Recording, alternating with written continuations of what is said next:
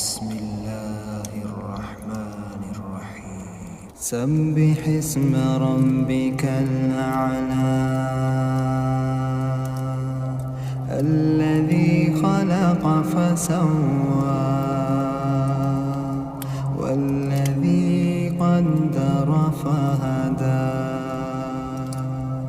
والذي أخرج المرعى فجعله غثاء أحوى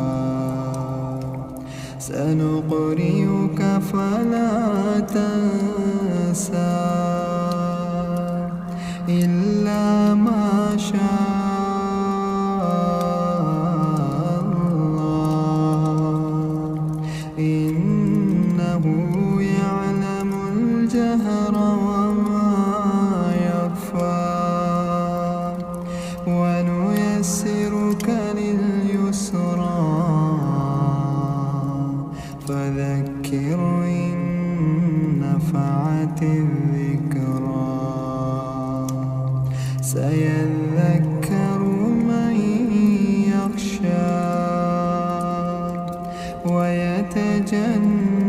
ويتجنبها الأشقى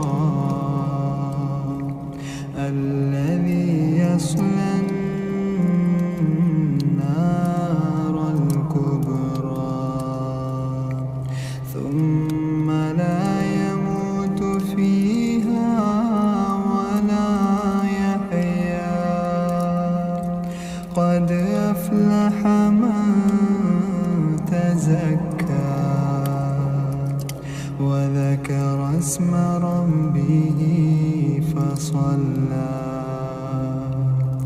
بل تؤثرون الحياة الدنيا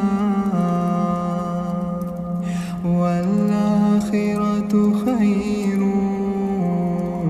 وأبقى إن هذا لفي الصحف الأولى صحف إبراهيم